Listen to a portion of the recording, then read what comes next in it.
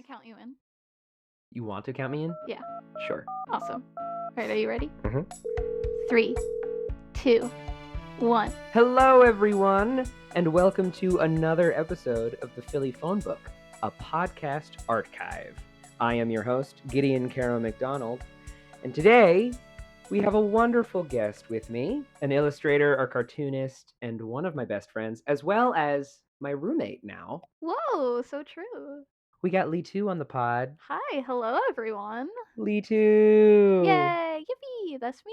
How are you, man? I'm doing good. I'm doing okay. Yeah? Just ate some dinner. You were there. I was there. Yeah. We live together. We do live together. To those listening, there may be a string of people on this podcast for like right at the beginning of its life that are just people I live with. We are all a bunch of artists in one house, so, our own collective within a Exactly. collective. Yes. That is Philadelphia artists. Woo!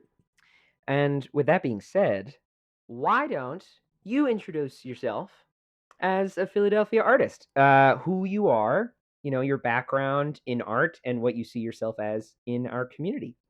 And then after that, we can get into like how we know each other. Yeah, sounds great. Yeah. Awesome. Mhm. Yeah, so again, my name is Lee. I am a Philadelphia-based illustrator and cartoonist. Ooh, I'd love using that word for myself because it's like, hey, I'm the cartoon guy. And That's that true. is the most professional way of putting it, cartoonist. Yeah, I am an illustration major, once at the school known as UArts, now at the school known as College of Art and Design. And I'm almost done finishing it up. But yeah, I've been in something we share. We have both been in art schools even previously. That's true. Yeah, I went to art high school, I went to art middle school. So, I've been drawing for a while, and I'd like to continue doing so. Well, where did you grow up? I was born in Pennsylvania in the Pocono Mountains, but Shout out Poconos. let's go Pocono Mountains. Jim Thorpe area as well. Love you guys. Ooh. But I have spent majority of my life living in South Florida, sunny South Florida. Mm-hmm. Yep. Which is a place. Is it my favorite place in the world? No, but Yeah, just not a tropical weather kind of guy. I really am not. Despite everything, despite being there so many years, I will take this cold over that heat. It's probably the Pocono in you, True, yeah. Started you right. Yes, yeah. That transition, a lot of nosebleeds. Really? Yes. Oh, I could believe it. Mhm. How long did they last? Like a year. That's too long for a string of nosebleeds. Well, not every day. Okay, fair. Just like every once in a while. Understood. Mhm. But yeah, and we know each other through UArts. We do. Funnily enough, Mhm. even before our college career. Exactly. In fact, our pre-college career. While the University of the Arts was open here in Philadelphia, they had a very popular, I would say, Oh, yeah. pre-college program for high schoolers who were interested in figuring things out a little early. Mhm. And both of us in the year 2019, Summer of, did a 4-week course spending time with the university. Yes. I was an illustrator at the time. I was actually in the animation program for pre-college. Whoa. Yeah. Is that because you were on the track of I want to be an animator? Yes, at the time that was my goal. I wanted to be like in the animation industry definitely, but I was into the act of animating. I did some of that in high school. For pre-college, I'd gotten a scholarship to go to the pre-college program through my high school. UArts offered it to my high school, and then the high school teachers I had got to pick someone. There was you could submit essays. I was chosen because my cool. teachers loved me, and I was Nice. very close to them. Do you Um, have a art teacher from your high school that you want to like shout out real yes, quick? absolutely. Oh my gosh, Mrs. G, Miss Glassmanova, Melissa Glassmanova. Whoa, Yeah. that's Oh, a she dope was. name. Yeah, she was just Glossman, but then I forget the nationality of her husband, but it was like she added Ova to the last Ooh, name. oh, okay, gotcha. So it's a Yeah. hyphen. Yes. Or no, it's all together, but it was Oh, added. Fun. wow. Yeah, no, she was my I had her for many different classes in high school, but mainly I was in the digital media program, so she was a lot of that. She was also an animator and cartoonist even as well. She did some comic stuff and work. But yeah, she was the teacher I was closest with, and I'm sure, I mean, maybe not, but I'd like to think it was a bit of her influence for me getting chosen for the scholarship. But yeah, so I went for animation and very quickly learned I actually did not like the act of animating at all. Oh, just the process? Yeah, because when you're animating, you're basically drawing the same thing over and over and over again, but slightly different. Right. And the atmosphere, no offense to any animators out there, no offense to any Yeah, we animation love you studio. guys. Love you guys, love what you do, so impressive. Keep making cartoons. But a lot of those classes was sitting in a dark room, literally lights off, because we used light boards to animate on. That's why you could see through several pieces of paper at once, so you can get those like in betweens for keyframes and stuff. So it was Mm, a dark room. Everyone, they're focused on their own work as fair, but like headphones in, so it's quiet, and oof, it was a very like it was not the atmosphere for me. gotcha. And Yeah. and so you found yourself to be more of a illustrator during Yeah. that time. Well, because I was in one of the elective classes it was a character design class Mm, where my teachers were Liz O'Donnell, shout out, and Christian Patchell, Patch, shout out again. They were the teachers there, and they brought in some illustration alumni to talk to the class. And I was talking to one, and like they had even though they were an illustrator, they had gotten like an internship with Cartoon Network and stuff. And they were saying how, like, even though for the illustration program, you can kind of do anything for your thesis. Like, if you want to do an animation for your thesis, you can. And really, it was a lot of that, like what the thesis could be, hmm and just kind of how illustration is such a broad major in terms of where you can go career wise. That really sold me on it. And mm. it was kind of that transition from animation into illustration that made me realize, hey, I like to do comics. Woo! Yep. Yeah. And now I do a lot of comics, and it's like what I want to keep doing forever. Yes. Mhm.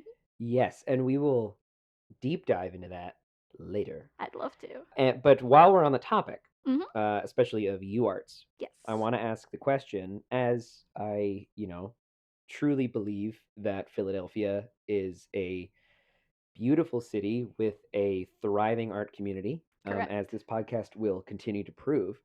Why did you end up wanting to be here? I mean, pre-college, you ended up doing UArts through that, but Yeah. you're sticking around. Yeah. Why do you love the city? Why do you want to live in this city? What makes it different, and what has it taught you? Right. Yeah. So, pre-college with Yards did really sell me on it a lot because even though I grew up like first couple of years of my life in Pennsylvania, I didn't really go to Philly. If Hmm. I did, it was when I was way too young to remember. So pre-college was like my first Philly experience. But I have so many family up here, so many aunts, uncles, cousins around that it was nice to know, I could be in a new place but still very close to family in case anything goes wrong. Not everything. Or I mean, who knows? All right. Sorry. Who knows? Whoa. But I ended up really liking it here. I've always been a city person. Yeah. Like I like being around lots of people. That just makes me feel better. Because as much as living in the middle of the woods has its charm, that's freaky in its own way. And I visited New York in high school and stuff for like some college tours and like, cause that was another option for me. Like, if it wasn't UArts, it was gonna be SVA. They just didn't give me enough money. What does SVA stand for? School of Visual Arts. Gotcha. And they had a whole comics major that I got accepted for. So that would have Whoa. been real interesting. Don't Yeah. forget my choice though, because New York City is a bit too much for me, I learned. I Yep. feel like I would have drowned in many ways. I truly believe that Philly is like that perfect common ground, like Exactly. in between energy from like New York or like a rural area. Like Yes. it's yeah. Because it has, it's hustle bustle of Center City, which is, where I was up until this year basically, or like end of last year. And I love Center City and like that is like the perfect in between. Cause then I also, have these like areas you can go to where it's quieter and stuff. Like, I mean, I spend a lot of my time closer to the single digit streets. Mm-hmm. And those, have their, walk down Pine, nice and quiet, good. That's a good walk. It's just a really pretty street. Yep. Yeah, so I just like the environment of Philly a lot. Yeah. And then also I've met so many great people here that I do plan on sticking around for a while. I mean, luckily all my career goals and stuff are very much like I can sit at home and do freelance work.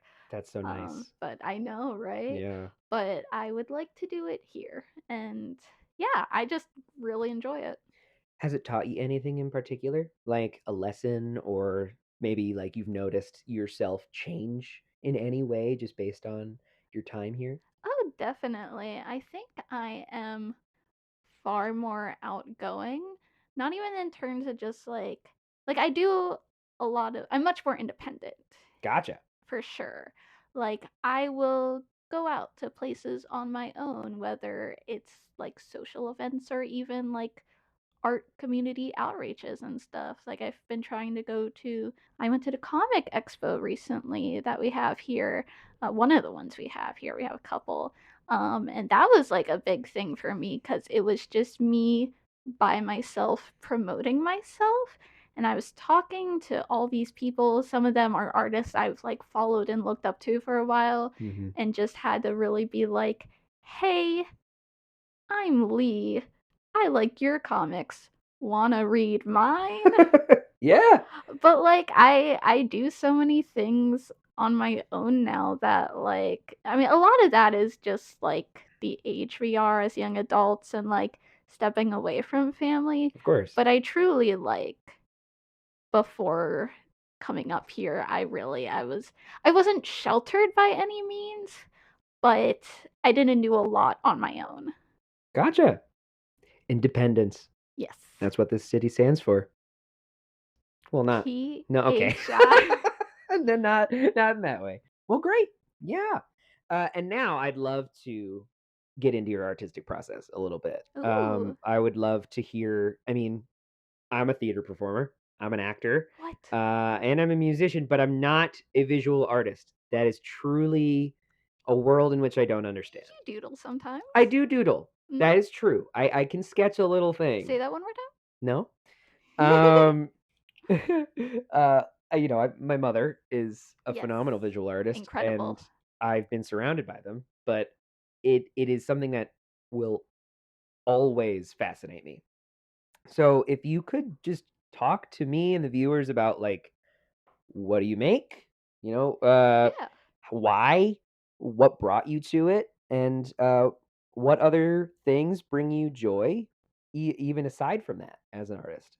And who your inspirations are. Yeah, for sure. So, as I mentioned before, I'm very much a comic guy nowadays. Yeah. I very much like to do that. And because I find it to be the perfect bridge between like animation and just pure illustration.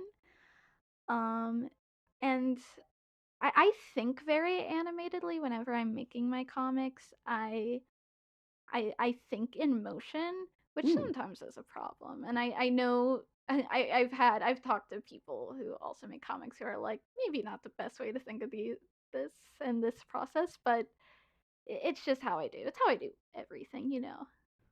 I got cartoons on the brain. Which is awesome. Yes, always. Yeah, Of course. of course. And there was a bit where, you know, it's like, okay, wouldn't a better, with that thought process, better solution be like storyboarding and stuff?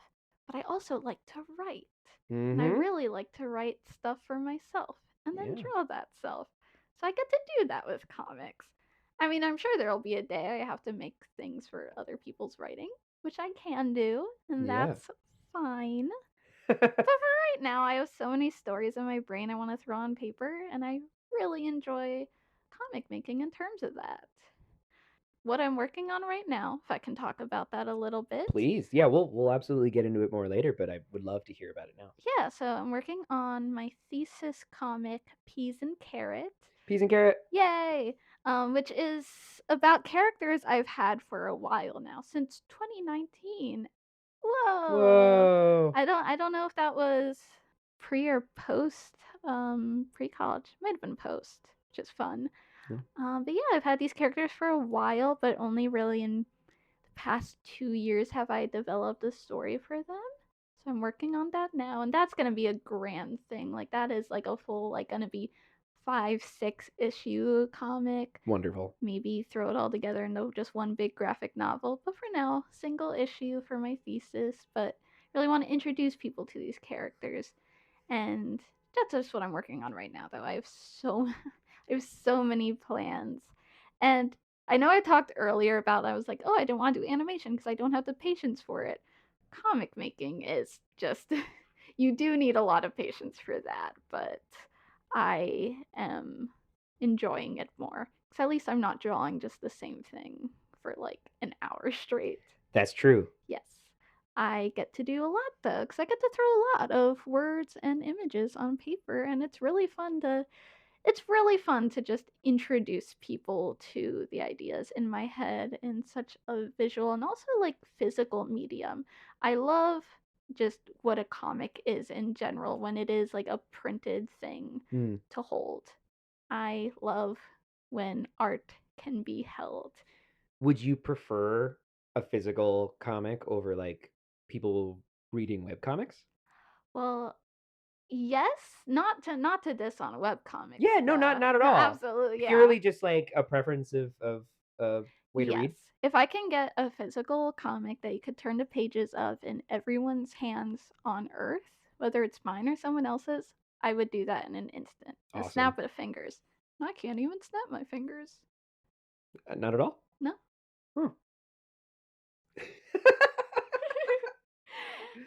Anyway, Wonderful. Do you have any inspirations? Like, anything that may have sparked the cartoonist in your so brain many.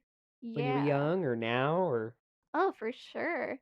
I mean, a lot of like again, a lot of my specific art style inspiration does come from like cartoons I watched as a kid. and you have a very unique style. Thank you. Which yeah. Yeah, a lot of my major ones in terms of that is like, oh my gosh, Craig McCracken, huge influence. Foster's Home, Wander Over Yonder, Mm-hmm. that whole deal, so good. Um, a big art inspiration though is the work of Rodney Greenblatt. He did the art for Parappa. Oh yeah. Yeah. Gotcha. Mhm. Oh, wonderful. And so that is like, Parappa, Jam or Lammy, that style specifically. I'm like, I eat it. It's mine now. But then also another Greenblatt, C.H. Greenblatt, Chowder, Yes. and Jellystone now. Really? Yes. I've been meaning to watch that. You should. I We should know. watch it. Okay. We live together. We do. Whoa! Convenience. Awesome. Yeah. And then in terms of comics, I feel like a lot of my big comic inspirations have come recently. One of my major ones, I could talk about this guy for so long. Leo Fox. Mm. He is more of a recent up and coming comic artist, but the stuff he has made is so phenomenal, and I cannot get enough of it. One of his comics, well, I was introduced to him through his comic Boy Island, which he was posting on Instagram free, but a physical version came out later, which I do have, and it's delightful. It is this just beautifully illustrated comic. He has kind of a I don't I would describe it as more of a like kind of surrealist style Hmm. in terms of just imagery. So it's very like imagery based. But Boy Island, it's a comic about being transgender. Woo! Gotcha. But a lot of different angles on that, and it's a beautiful kind of adventure. And what draws me a lot to his work is his paneling, which Mm. is he gets uh just so good how he does it, especially in his other comic Prokaryote season, which paneling in comic panels. I was gonna ask, yeah. Yeah, I mean those are just usually a lot of people when they think comics, if you think of like a newspaper strip. It's you got like the four in a row. Mm-hmm. I know a lot of days like 4 panel comics on Instagram. It's like the square cut up. But if you think to like superhero comics, it's just you got your squares, your rectangles, sometimes like a diagonal triangle for like a woo, a pow.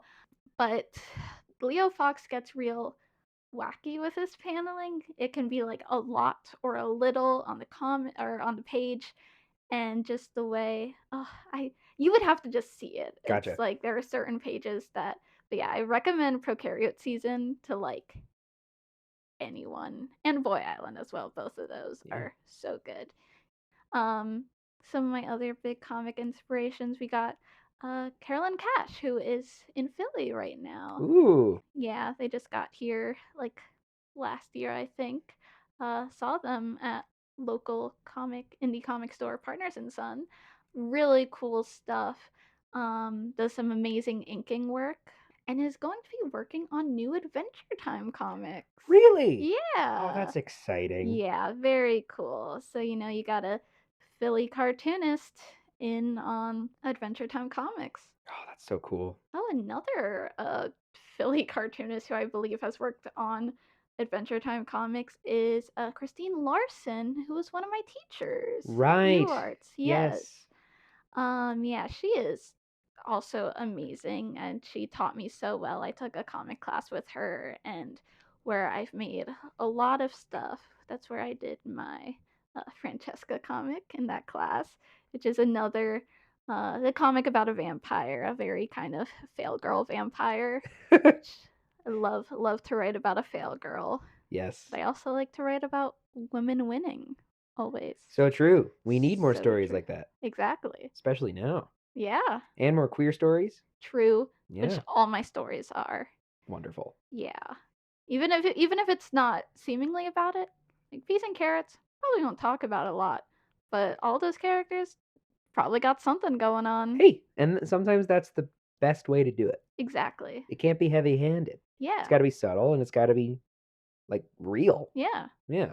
And then there's Swag Hospital, my other ongoing comic. I was gonna bring up Swag Hospital. I was like, Yeah. yeah, you have a very fun comic that's been out for a minute that you've been Yeah. adding to. Yes, it is my ongoing webcomic. I have a physical issue of it out that I pull out for like art marts and expos and stuff.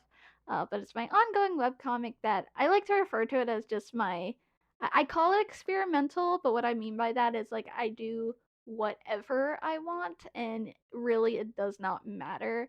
I try to get a little like I try to do experimentation with panels. It's all very bright colors that probably would not work anywhere else. Mm.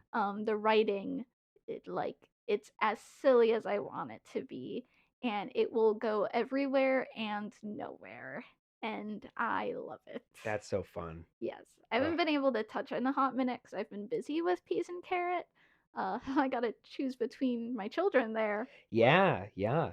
But it's definitely like by the time I get tired of working on something serious, it'll welcome me with open arms, and I get to just draw silly doctors who don't know what they're doing, kissing or something. As all doctors should be Exactly. doing. Yeah. Mhm. It's like those medical dramas, except they're all bright colored and look like they jumped out of a computer in 2006. Which is honestly probably the only way you could get me to watch a medical drama. For sure. Yeah, I do not like them. Yeah, when what was the channel Riverdale was on when those people buy the rights to Swag Hospital and make it live action, but they don't really change any of the designs at all. You'll watch it and you'll enjoy it. Awesome. Well, great. Woohoo! To expand on sort of your creative process and like what you enjoy trying, I know that you are also a big fan of tabletop RPGs I am. and Dungeons and Dragons and the sorts. Yes. You've been my game master before. Yes. You've You've briefly been mine sometimes for a bit. And that's true. Yeah. Do you think that you've found like a bridge between your storytelling like ability and what you enjoy with it within the two mediums, or like what the connection is there? Oh, for sure, yeah. I can even so specifically talk about the campaign you were in, Mm-hmm. Copper Hollow. The fun thing about Copper Hollow, that story, and this happens a lot for me. Well, I will come up with a story before a medium. Copper Hollow was originally it was going to be like a short film idea I had, then a Oh comic wow. idea I had. Then I weirdly found the best place for it was like in for a game, D&D. Yeah, Cuz I was like, well, I actually would like this to be explored by other people, you know. Could have been a video game. That would have been cool. But I that's like true. where it ended up. I couldn't make that by myself. Much harder. Yeah. Much harder to do. Yeah. Mhm. And it was a Western. Yes, Yeah. it was a Western horror as much as that could be when played amongst our friends. Yeah, it had some spooky moments for sure. I'm glad. Yeah, no, Definitely. it was unsettling Yes. in a fun way. Yeah. So that's like a good example of like, I have stories in my head. I think what is the best way I can get these into other people's minds? Mm. Because that's why I make art. Yes, I make it for myself. But sometimes I'm like, I also want people to experience this some way, somehow. And sometimes that I settle on, I'm like, okay, I'm gonna make my friends make characters and roll dice, Yeah, and they'll figure it out, hopefully. we are truly just storytellers. Yes. Like, As humans, yeah, as a society. as society, like sitting around a fire, just wanting to tell a story. Yes, that's And what it's always it's been, and always it'll been that. always go back to it. We will be in like fully chrome Jetsons era, and they will still be sitting next to Rosie the robot telling her a story. Mm-hmm. So true. So true. Yeah. So, a question that I love to ask everyone I know Ooh, is something that I believe tells me so much I need to know about them, just whoa. based on the first answer. Okay. What is your favorite film or book or album, book or album, all three, or simply just movie or one of the others? Whatever is the first to come to mind. I will start with film. And the answer to that right now, because this is an ever changing thing, I feel like. Oh, this is fun. We were talking about this earlier, but with other people, if I didn't get the answer. Uh, Electric Dreams. Yes, Electric Dreams. Electric Dreams by? Who's it by? Do you know? Don't ask me. I don't know directors or Okay, things me like that. neither. Electric Dreams 1987. Gotcha. That's the year. Yes, if you do not know, and a lot of people don't, this isn't a super well known movie. It is about a guy who messes with a computer so much that it becomes alive, and then there's like a love triangle type deal between the guy and his neighbor and the computer and his neighbor. But it's such a cool film because it's so 80s. It is one of the most 80s films like I've ever witnessed.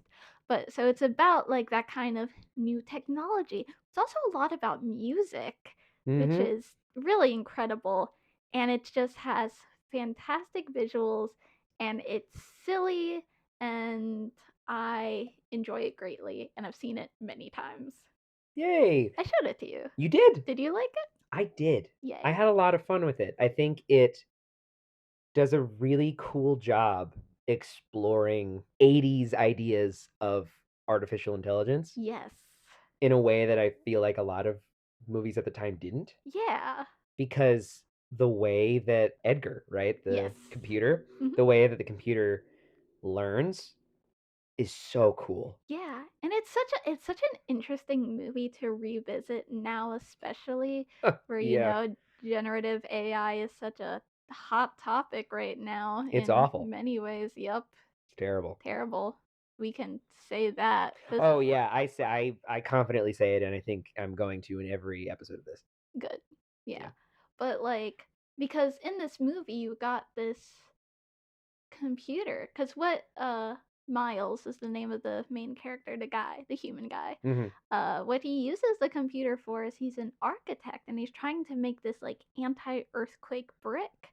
But after a while, he just kind of makes the computer do it and stuff, and his involvement in it is like very little. And you got this computer like making music, and there's a part of the movie where Miles asks Edgar to create a song, Right. Yeah. and this song is bad.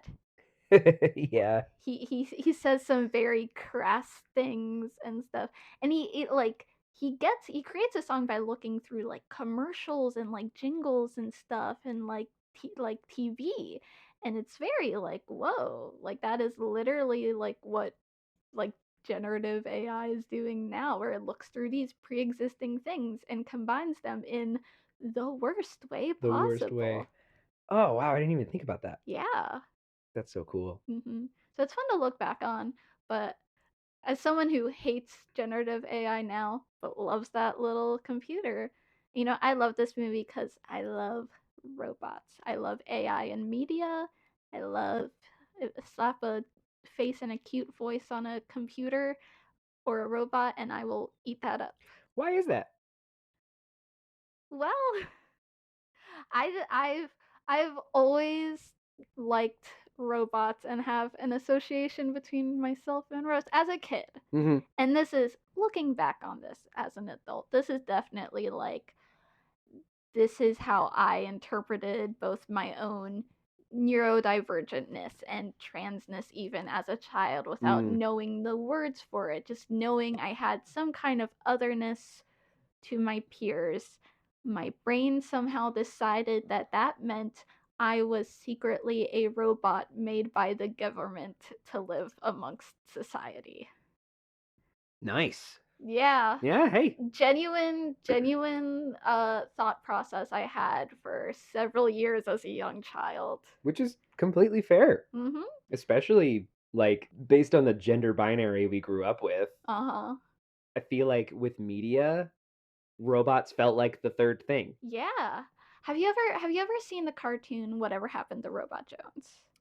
I have never watched it, but I know of it. Yes. There is an episode in that show called, I think it's just called Gender, where, and it's actually kind of remarkable. It's an early 2000s cartoon, and the way this subject is like talked about is, it's still very like this is a very early 2000s thing, but it's kind of impressive for its time. The main character, Robot Jones, Mm, he gets put in home ec instead of, I think, like the wood shop class or whatever. And home ec is considered a class for girls.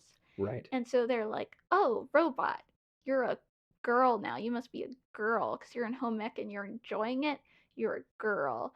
And it's kind of robot being like, wait, what makes a girl and what makes a boy? And by the end of the episode, being like, okay, both genders are dumb and robots are better than all of them. Technically, Whoa. Robot Jones is like a non binary character. Wow. Yeah. That's so cool. Isn't it? And that was early 2000s Yep. on Cartoon Network. On Cartoon Network. They were doing it right back then. Truly. Oh, oh, that's so glorious. Yeah, so that definitely, and it's something explored. And there's a lot of conversation on like kind of, I remember in like my like early internet days, that it's like we need a representation of non-binary characters or even neurodivergent characters that aren't robots, because it'd be the idea of like, oh, why does like a non-binary character have to be like a non-human thing, like show human non-binary characters, which is true and needed. Yeah. But I was always like, well, I like the robots. I like the non-human characters that I can relate to in terms of like mind and gender and stuff. Yeah, absolutely. Because that's just how I grew up literally thinking of myself. And so now I just still have such a fondness for robot media and characters. Like I have made several comics based off robots and stuff that explore those ideas. Mm-hmm. So yeah. How did you find Electric Dreams? Like, how did you So stumble upon it? I saw like just some posts about it online and stuff. Probably saw like fan art because I really only watched it for the first time in like sophomore year of college.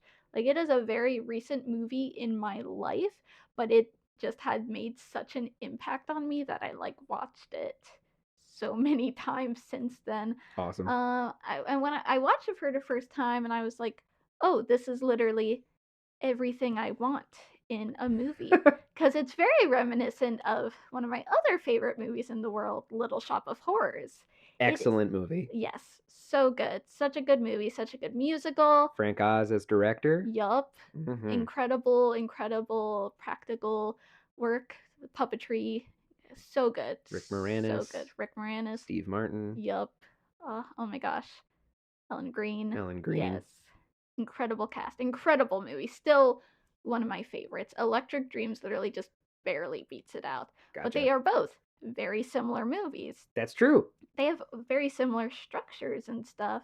There is a scene in Electric Dreams that it has involved Edgar, like, not physically, but it's almost he's like attacking him in his own home, and that scene feels so Little Shop to me. It's very much the Mean Green Mother scene from Little Shop. Yeah.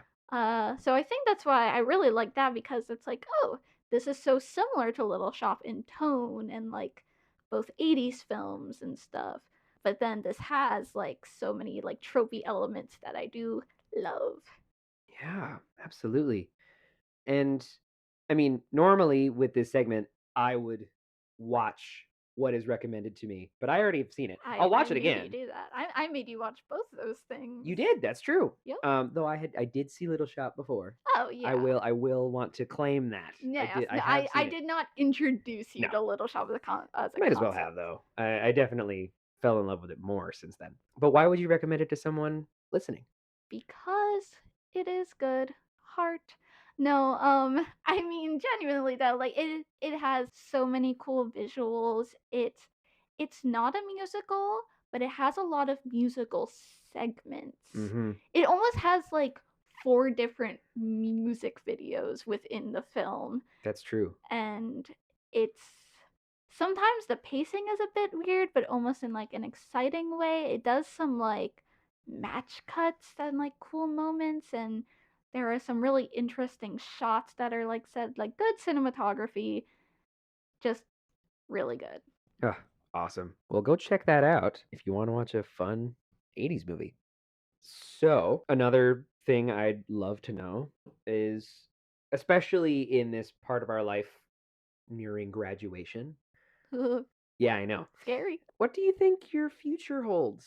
And I know that's a big question. Yes. But answer it in any way you'd like. Like, I'd love to know what your ambitions are, your plans, goals. And this is obviously another time to promote something that you're really excited to continue working on or start if you've had recent ideas for new Yeah. projects.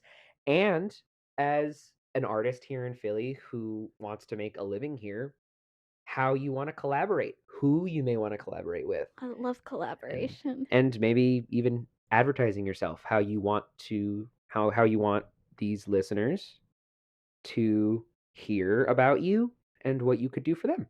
Yeah. Yeah. So my plans right now, because again, this is the time where thinking about it a lot, talking to a lot of people about it. Of course. Friends and family. Everyone wants to know. It makes me feel so popular. I plan to stay in Philly. I plan to stick with my part-time job right now. I work at an escape room, which is such a perfect job for what I want to do with like my art goals because I focus a lot on a job. I'm gonna say this, and it's gonna make me sound like I don't do work, but I do. But I can work on other things while in that building. I draw a lot while on shifts. Of course, yeah. I do my work, I pay attention, but I draw a lot. Yeah, some jobs are like that. Exactly. So it's like really perfect. And, I'm going to be, once I graduate, I'm going to get more hours there. So I'll be making consistent money still to be able to, live here with you. Whoa. Whoa. Look crazy. But I definitely do plan on working on comics in the future.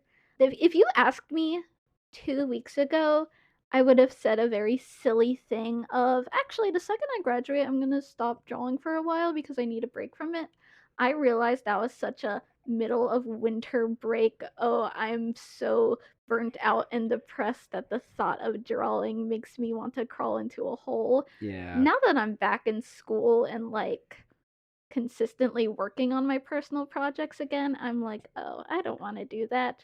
Especially now, right now with a capital N, making art is going to be so, so important. Especially making the art I want to make, which is weird art and art about being trans and gay and neurodivergent and all that stuff. Oh my 100%. gosh. Yeah. This is gonna this is so sad to say, but even more so than, current big things in the world, something that really kind of put me back into motion was the unfortunate passing of David Lynch, who is a huge inspiration for me as well, just in terms of his passion for his work and the way he created that. I was like, and a lot of people also shared the sentiment after his passing. I saw a lot of people talking about this, but this is the time to make weird art. For sure. This is not the time to be doing things to fit into a status quo, because the status quo is going to go somewhere terrible very quickly. So it's time to just create things that need to be made, and it needs to be out there, and it needs to be loud. Absolutely. Yeah. So I want to make a lot of comics and stuff. Obviously, I said this, but it's truly just what I want to do. Like I said, I'll return to Swag Hospital, but a project coming up, thinking about collaboration. I don't know if I talked to you about this much, but I have a character, grilled cheese. Yes. Yes, I do. What people are gonna listening to my work out of context is like, okay, Sandwich. This guy has characters named Peas and Carrot, character named Grilled Cheese, a lot of food based. A comic called Swag Hospital. I promise I'm good at naming things. I just like to name things stupidly. It's all incredibly intentional. Yes. Oh, fully. And like, as someone who could attest to seeing all of these characters, yes, the names work. Thank you. Yeah. I'd hope so. Like, you look at them and you read the name Grilled Cheese and you're like, yeah. That's Grilled Cheese. She's Grilled Cheese. She's Grilled Cheese. She's a demon rocker chick. This is another character I've literally had since high school. She was made for like a high school digital media class comic project, just like a single page comic. But she's going to be what my next kind of physical comic would be, or at least another kind of ongoing one. This would be probably more, it would be web-based because of what the plan is, but it'll be ongoing along with Swag Hospital probably. But this is because this is going to be a collaboration with me and another one of our roommates, Valerie Berry. Because we were talking a while ago about, there are certain webcomics out there that utilize, they have their own soundtracks. They have music for like mixed media within the comic. And we were like, hey, I make comics, you make music. Yeah. Wouldn't that be really fun? Yeah, so we are going to, I literally told her today, I was like, that is going to be what I do the second I'm done with school, because I will be sick of Peas and Carrot for at least a month. That's fair. I mean, especially since it's tied to a school project in a way. Yeah. Yeah, the second it's not, it's going to be awesome. Of course. I'm going to try to see, because I want that to also have multiple issues. Maybe someone wants to pick that up or something. I don't know. Hey, to all of the people listening that know any of the Philly-based comics that Lee had Any mentioned. indie presses out here, Yeah, hit them up. I'm my email is open. I'll tell you about it later. Yeah, all of Lee's information will be included in this Yes. description of the podcast. Yeah. But so we're gonna make that's kind of the next big ongoing comic for the future. It's gonna be I want that because that's gonna have like music involved. I want it to be very mixed media. I'll probably return to some animation roots for that. That's so cool. I want to get wacky with it, and because of that, I'll also be open to maybe collaborating with some other people and stuff for it. Yeah. So and then Yay! 800 more ideas in my brain. I gotta draw more stuff about robots. Of course. I gotta draw more stuff about clowns. Yeah. Yeah. In that vein, about 800 more projects, more things you want to do, just making more art, especially right now. How would you like to be remembered? And obviously, it may be for your art, but why? Yeah. I want to be remembered for my stories, I think. Because at the end of the day, my art is my stories. But I mean, I'd also, I guess, like to be remembered for myself. Of course. I'd like people to know Lee Tew and be like, hey, that guy was kind of cool. Yeah. But it's so enticing, the idea of making something that'll be at least seen, if not talked about, for many, many years. I would like to create things that are like kind of big and huge, not even in terms of popularity. This is such like, I don't even know how this would happen. One of my biggest art dreams, if not goals, I want to make, and this is so different than anything I've even talked about on cool. here. Yeah, please. I want to make one of those like really in-depth like art installations, full like walk through, like has some immersive stuff, all mixed media things, and all just like talking about things that like represent my life and like my outlook on life and stuff. Oh wow. Very, very fine art based, very just intensive. Because every single time I go to an art museum and there's one of those, it's like a autobiographical immersive art experience, I'm like, I need to do this. I need to just make a bunch of stuff to represent me and shove it in people's faces. Oh, that's so cool. Well, that's super exciting, Lee, and I am so excited for all of those projects, especially that walk around exhibit. So keep your eyes peeled for the future. For anything. For everything. As we wrap up our conversation, this podcast is full of people I consider friends and those who have shaped me artistically. I shaped you into a rhombus. A rhombus? Yeah. You chose that? Yep. All right. So disappointed. Whoa. A trapezoid is cooler. All right. Whatever. I would love to keep this, podcast as a ever-growing collection and safe space for as many artists in the community as I can. So before you leave, is there someone that you recommend I talk to? And it could be somebody I already know. It can be somebody I don't, but someone that you think needs a platform, that would just love to chat about what they do for a little while. Philly artist, correct? Yeah. Yeah, or someone just with a connection to the city. This was so close to happening, and it didn't get to, but I need you to have a conversation with Patch so badly.